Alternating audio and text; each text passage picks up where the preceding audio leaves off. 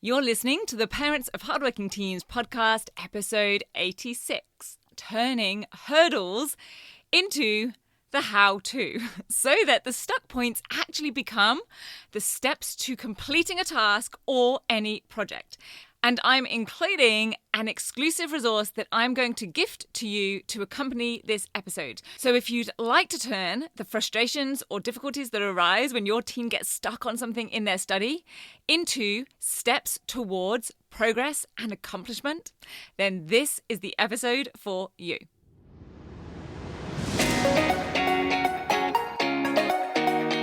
I'm Katie Jones, and with over 15 years in education as an award-winning high school teacher, international external examiner, and as a study coach, I've helped thousands of students skyrocket their results and confidence. And this podcast is where I share all my insights, tactics, and tips with you, the parent, so you can help your hardworking teen get happy, smart, and successful in their study, and have you both enjoy the journey along the way. This is the Parents of Hardworking Teens podcast. Hey VIPs, how are you? I am good. I am in planning mode for how to celebrate our 100th podcast episode. It's not really that far away, 14 episodes away, and I want to make a bit of a big deal of it because seriously, 100 episodes is a big deal. We've got to celebrate progress and just the act of sticking with something or growing and building something, right? And I know from your emails and from the conversations that I've had with so many of you that you get value from this podcast and you find it helpful or useful. So I am going to be keeping right on going. And if you do find value or find this podcast helpful and you haven't left a rating or a review yet, even just one or the other of those would be amazing. Just saying. But more imminently, we also have our monthly Facebook Live happening tomorrow, as of when this episode goes out. That's Wednesday, 21st of Feb. It's on at 7:30 p.m. AEST. Please check your time zone and add on any daylight savings.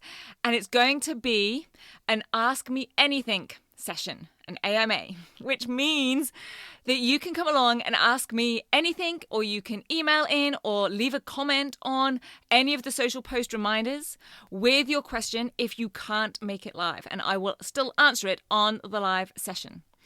I've decided to do an Ask Me Anything session because I've had recently some really interesting and useful questions sent in from parents, and I want to share a couple of my thoughts that I ended up replying with more widely because I think they might be helpful to quite a lot of parents and teens.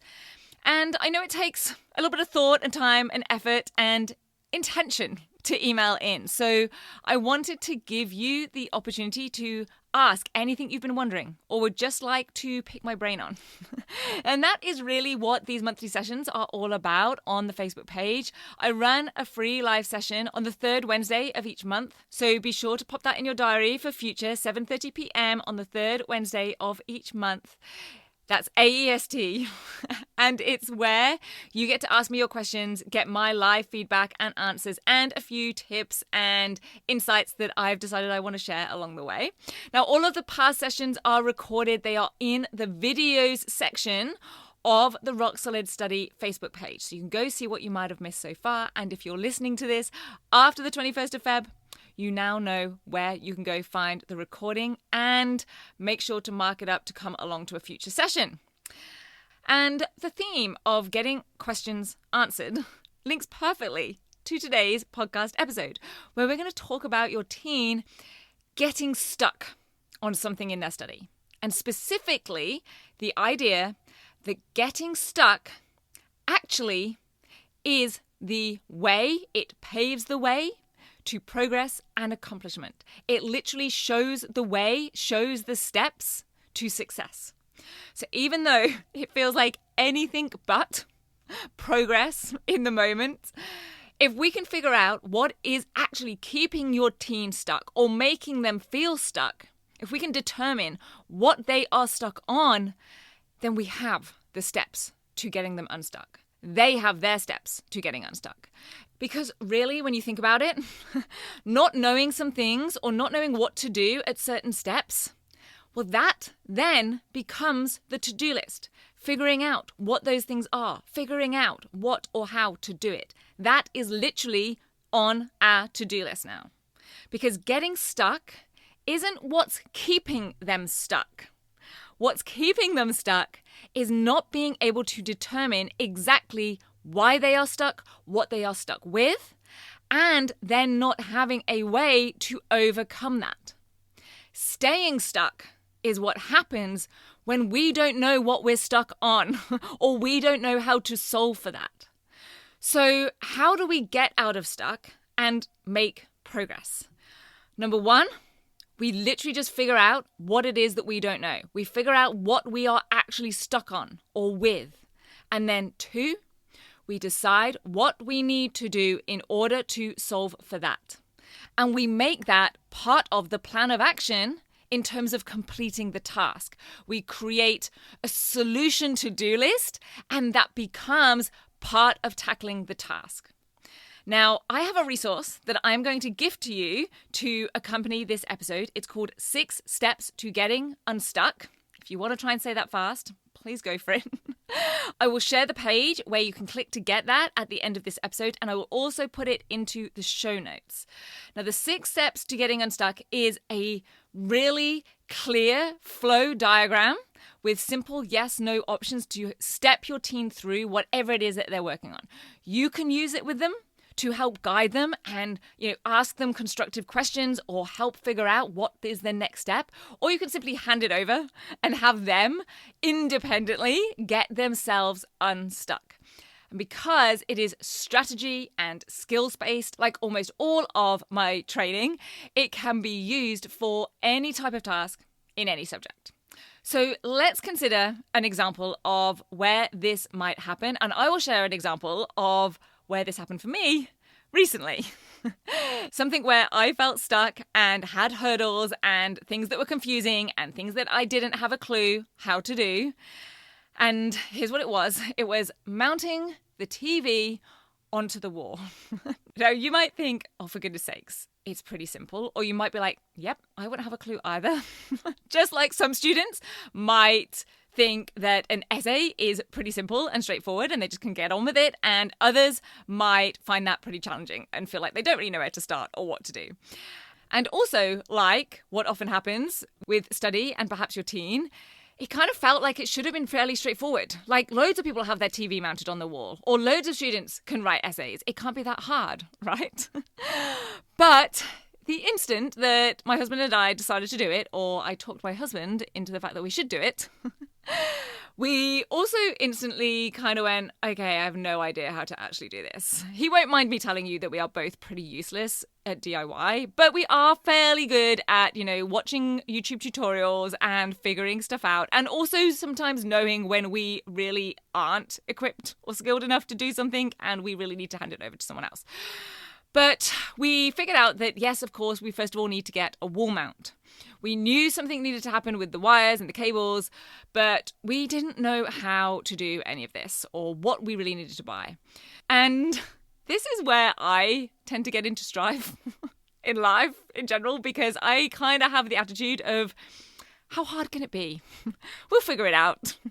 And my husband has the slightly more sensible, perhaps, attitude of, you have to do things right. Research it properly first. It's probably not as simple as you think. Don't rush into it. Don't just rush through it. And I will tell you, it took ages. Not because it was actually super time consuming or difficult to do necessarily, but because each step was a challenge to be solved. So just like an essay doesn't really take that long to write, if your team knows exactly what the question is asking, they can identify the topic and focus, they know how to select the best evidence, they know how to actually analyze that evidence in detail and relate it back to the question. If you know all of the what and the how, then you are pretty set to complete something really efficiently and effectively. It is the hurdles, the uncertainty, the not knowing that mean things take a long time to complete, or longer than they could or should. I'm sure that someone who does this for a living would have had that TV up probably within 10 minutes. They would have had the right skills, they would have had the right tools, they would have had the right equipment, they would have repeatedly done it, so it was just familiar and simple and straightforward for them. But at every step of this whole TV mounting project, there was a new hurdle for us to figure out. Honestly, I will tell you this, it is still not 100% finished. This has been going on for weeks. It's been going on for months, actually. We still need to figure out where to put the little digibox thing. At the moment, it is precariously perched on the top of the TV. And I'll whisper this part. We ended up changing the actual mount. We had to exchange it, go change it back at the shop 3 times because we kept getting the wrong one and we didn't really know until we got it home. So we had 2 exchanges, 3rd mount, lucky. Now, of course, I didn't realize at the time that we were doing this, but we were kind of using this system of turning stuck points into steps, into items on a to-do list. So first thing, we didn't know how to mount it. We didn't know how to physically get it onto the wall. So we had to turn that into an action step. Look up TV mounts online. Look up the different types. What's going to work for our particular wall type and space? What did we actually want it to look like? And we figured that out. So we bought a TV mount. Like I said, wrong one first, swapped it. Still wrong one. 3rd time, got it done. That's actually a pretty good example of putting in a step, thinking that you've done it, but it didn't work out as you wanted, and you've got to repeat it or you've got to tweak it. That's often a part of it, unfortunately. But finally, step 1 was done. Then we had to figure out how to actually put it up. So step 2, what equipment do we need? How do we actually do it? So action step. Watch the YouTube videos, watch enough YouTube videos until we know how, until we've got our own step-by-step how-to. Then it was step 3. Where on the wall to actually mount it? What is the correct height? It has to be into a stud. You can't just put the wall mount into the plasterboard. So action step, figure out where the studs are and then measure up the positioning for the television. And then finally, what do we do with the wires and the cables? So next step, look up how to hide the TV cables. Where do they go? How do we connect them? End up buying and installing like a cable tidy routing thing and a runner. And I don't even, kind of my husband took over on that part. As you can tell, I don't really know what happened in that step. Now, like I said, we have now got to another stuck point, where to put the little box, the thing that you actually use the remote control for, how to position that box in a neat and tidy way where the remote can still connect to it. So this isn't a promise that you find the hurdle and you put in an action step and a how-to, and that's it. It's solved. It might not still be a straightforward path of stepping stones, but it will give you the next step, the next thing to figure out or do. And your teen might wish that they already knew it. They might feel like they should already know it. But if they don't, whether they like it or not, figuring that out, whatever that hurdle or that stuck point is the next step. And it's a necessary step in the whole process or task. Now, hopefully, you are seeing the parallel here between this little TV mounting story and a task that your teen might face in their study. It might be a research assignment, an inquiry task, an essay, or even actually planning and then executing revision and exam prep. Because trying to tackle a large task as a whole can often be overwhelming, it can feel daunting, and really one hurdle early on in the process can then make it feel like they're just completely stuck on the whole thing, when that's not actually the case.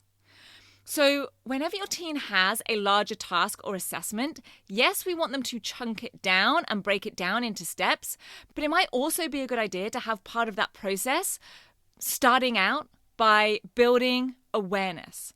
What do they know they can do? What do they understand? And what can't they do? Are there any areas that they're a little bit uncertain or unsure? Are there any parts that they don't really understand? And then chunk down the task and the steps from there, including the fact that there might be steps to literally figure out some of the steps before they can go do that thing. Because if they realize that there's something that they don't really know or they're a little bit unsure of, then one of the steps is going to be to figure out that thing. It might be that there is a step to go ask teacher about X, whatever it is. Or they might not be able to ask the teacher. So what are they going to do instead to help solve that sticking point? Do they need to go find a tutorial video online? Do they need to go back and reread the chapter of the textbook on whatever the topic is that they're doing? Do they need to book in a coaching session or attend a group coaching call if they're a Next Level or a 10WGT student? These are all steps of their action plan. Each thing is a step in the path to progress and on the way to completion. They cannot be skipped. And it is therefore not really helpful to see them as added extras that are just adding to the workload, becoming a burden. It's more helpful to see the hurdles and the stuck points as the steps to success. Going through in detail everything they need to do and know and action and complete, including solving for things that they're unsure of or things that they don't know, that then creates a full blueprint that they can then follow.